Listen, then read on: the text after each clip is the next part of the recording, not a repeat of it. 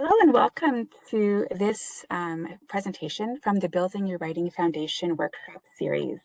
This is presented by the Academic Success Center. This particular presentation will be on the topic of proving your point or expressing a claim and supporting it with evidence. For this presentation, we're going to look at three main sections. First of all, we're going to discuss what do we mean by claim. Then we're going to discuss how can we make our claim stronger. And finally, we'll look at evidence. What do we mean by evidence and how can we use it to support or back up our claim? Before we do that though, I'd like you to take a look at the action words that are in the red boxes on the screen. How would you group these action words together? If we were to make two distinct categories, two different groups, how would you group these action words or these verbs together? When I look at these words, I would divide them up in this way. On the left, we have words such as to state, to insist, to declare, to argue. These are all more words that declare something. We have information we want to share with someone else. We're declaring something. We're stating something clearly. On the right, we have words such as to question, to wonder, or to consider. These are more exploratory words. I'm curious about something, or I want to learn more about something. I want to unpack an idea. So they're quite different than the words on the left. Now, there are differences with each of the words on the left. They have their own definitions, but generally speaking, we would use these words to share clear information. So with that in mind, if we look at the action word claim, the verb to claim, where would you put this action word? With the words on the left or the words on the right? I would suggest this word would go best with the category on the left, the declarative words. So to claim is to declare something, to make a statement, to argue. And we're going to look at this in more detail. A claim is a statement that something is true. And it's important to note that a claim is something that can be argued. If I were to say Canada is in North America, that is a statement, but it's a fact. It's not something that can be argued, right? If I were to say Canada is the best country in the world, well, that is a statement that something is true, and it is something which other people may disagree with. Potentially, they have a different opinion. So Canada is the best country in the world is an example of a claim, a statement that something is true, and it's something that can be argued. We make claims all the time in our lives. You could finish any one of these sample sentences on the screen, and you would be making a claim. Such and such is a wonderful place to visit. The best hockey player in the NHL is so-and-so, etc. So these are just some very simple examples of claims that we make. Consider the example, it's dangerous to drive on icy roads. Would you say this is a factual statement or a claim? Now, if you've lived in Winnipeg for some time and you have experience driving on the roads, to you it may seem obvious and it may seem quite factual, not something that can be argued. However, we want to keep in mind, just because something is obvious to you does not mean that it still does not need evidence to prove it is true to your reader. You may be writing something and your reader potentially does not know what it's like to drive on Winnipeg roads. So they may not understand that this is potentially a fact. So you still have the responsibility to provide evidence to prove this idea is true or this claim is true to your reader.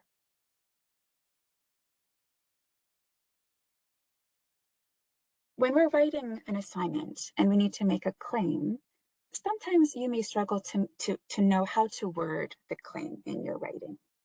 If that's the case, you could try using a phrase such as, I want to tell you that, and then see what comes after. Or perhaps, I think that, or I believe that. It's my opinion that, and then see what comes after. So the example we have on the screen says, I want to tell you that learning a second language is beneficial. You could remove the phrase, I want to tell you that, when you're including your claim in your written assignment, but this phrase can help you generate the wording needed to make a clear claim. So the claim being made here is, learning a second language is beneficial. It's a statement that I'm now going to argue. This claim, if you think about it, is actually quite a broad claim. Learning a second language is beneficial. It's a very broad, a very big claim. We could go many different directions with this. In this case, it may be beneficial to narrow our claim and to make it a more specific claim. We can do that, and we can actually make our claim stronger this way by asking ourselves the question, why is this true? So we can provide a reason to make our claim stronger. In this case, it narrows our claim and it will make the upcoming argument more effective. You can use the word because to help you provide that reason. So in our example from before, learning a second language is beneficial because it allows you to travel more resourcefully. So by using the word because, I add on my reason, and now I've made a more specific claim. Everything else that follows will be focused on how learning a second language helps us when we're traveling. It's made our claim more specific, and the upcoming evidence is going to be much more focused as well.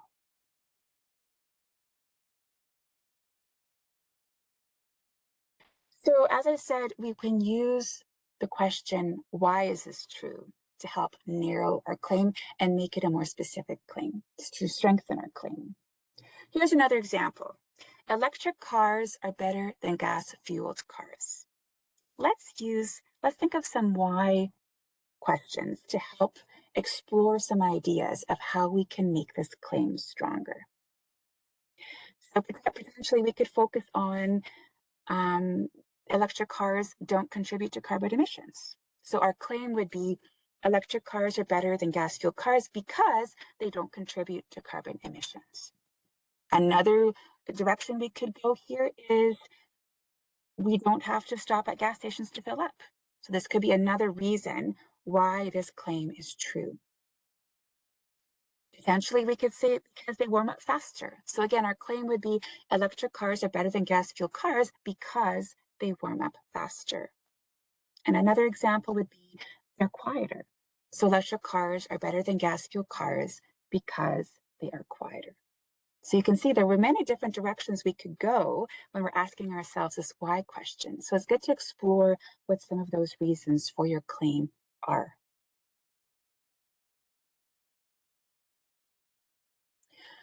Once we've noted what the claim is, and once we've asked ourselves, why is this true? We then need to explain how we know this is true. And this is where evidence comes in. Anytime we make a claim, we must provide evidence to support that claim. Remember, a claim is a statement that something is true and it's something that's arguable. So that implies there's another side to the argument. So as a writer, as a speaker, it's our responsibility to provide evidence to convince our reader or convince our listener that our claim, our argument is indeed true. So evidence will make it clear to our audience how we know the information we're claiming is in fact true. When we provide proof, we're making our claim more difficult to disagree with. So we provided a reason for our claim, and now we're going to ask ourselves, how do we know this overall claim is true? We can use either research and or personal experience to prove something. Now, when you're doing an assignment, you may be given specific guidance from your instructor on what kind of evidence you need to use. So I'm speaking in general terms here, but we can use research and or personal experience in many instances. Let's use these two of the examples that we looked at when we were discussing electric cars. Here I'm focusing on two of my reasons.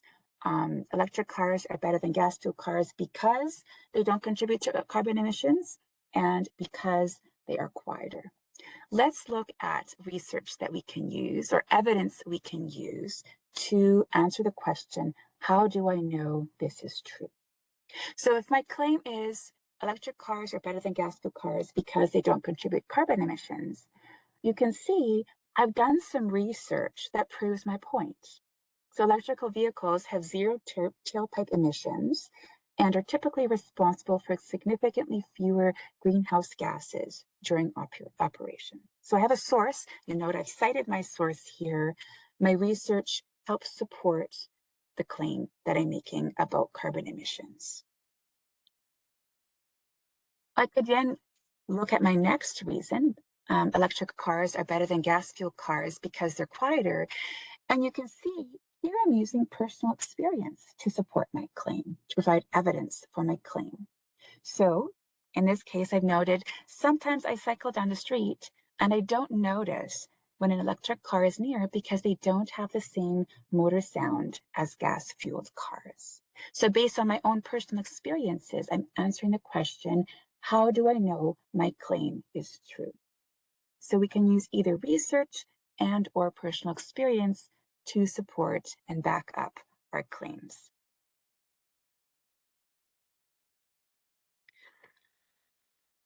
We're going to look at a few other types of evidence now, and I'd like us to make sure that we can identify the claim plus the evidence that's being made. So we can use examples when we're wanting to provide evidence, when we're wanting to answer the question, how do I know this is true?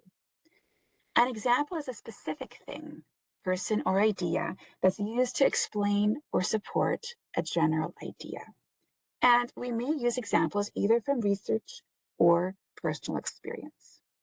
So here I've gone back to the claim from a few slides ago regarding learning a second language. What is the claim that's being made here? In both of these instances, both of these examples here, we can see that we have the same claim. Learning a second language is beneficial because it allows you to travel more resourcefully. But let's look at how we're using different kinds of examples to support this claim.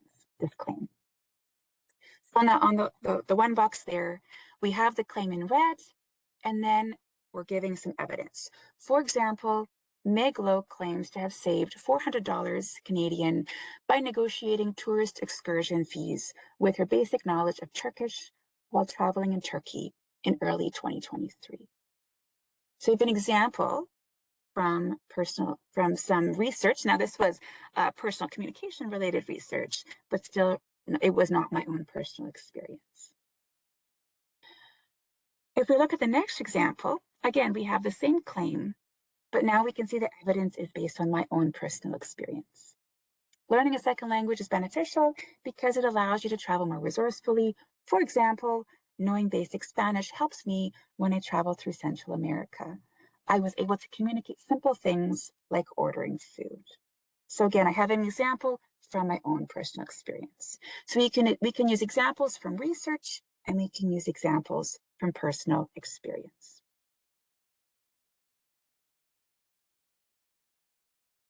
We can also use facts and statistics to back up our claim. And we want to think through, sometimes using hard facts is going to be more effective than using a personal experience. So depending on the claim you're making, depending on your purpose for writing, you want to analyze what would be the best way to back up your claim. Sometimes a fact or statistic is going to be the best way to go. A fact is a statement that is a statement that something is known to be true. And a statistic specifically is a fact expressed in numbers. So as you're doing research, you may find facts and statistics to help back up your claim. Of course, anytime you're using research, make sure that you cite your source.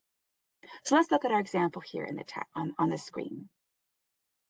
The pandemic has caused certain Manitoban occupations to be more in demand than others because health and safety protocols have become stricter. Indeed, employment for cleaning supervisors was 68% higher in April 2020 compared to April 2019. And then we have the in-text citation there. So we can see we have our claim noted in red, and then we have evidence in blue. The evidence here is including some statistics, right? 68% higher. This helps really make the point and really prove the claim that has been made regarding some Manitoban occupations being more in demand.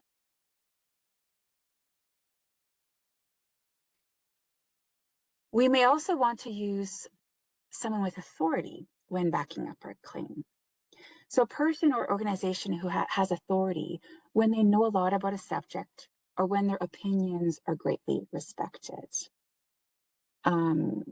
If I'm talking about a health-related matter, for example, potentially the World Health Organization would be a globally respected source on health matters, and so therefore could help provide information that would be valued by my audience and respected by my audience. Whenever we're including an outside authority in our writing, we either need to include a quote or a paraphrase, and again, we need to make sure that we're citing our source. So let's look at the example on the screen here. Individual lives can be significantly impacted by depression.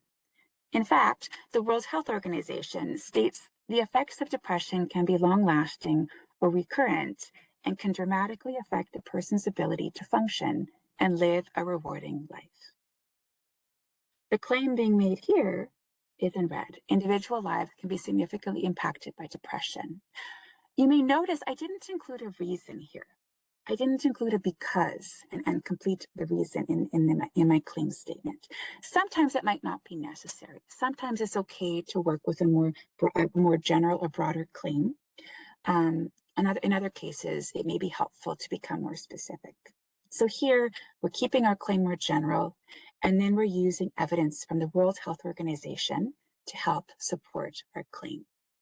It's not just my opinion that depression can affect people's lives, but actually it's something that a globally respected source on health-related matters has stated as well.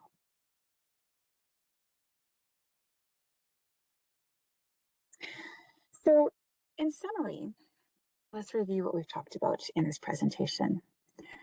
A claim is a statement that something is true and it must be arguable. When we're making a statement, when we're making a claim, we can strengthen our claim by providing a reason, by telling our audience why we think something is true. And we can use the word because to help formulate that reason and express that reason. Anytime we're making a claim in writing, we must provide evidence to support that claim. Evidence will make it clear to our audience how we know the information we're claiming is in fact true. And when we're providing evidence, we can use either personal experience or research to help back up our claim. Thank you very much for attending or for watching this video. On our website, we do have some additional helpful resources if you'd like to learn more. We have a tip sheet on our website, and we also have a sample worksheet which you can use to practice independently some of the concepts that have been discussed here today.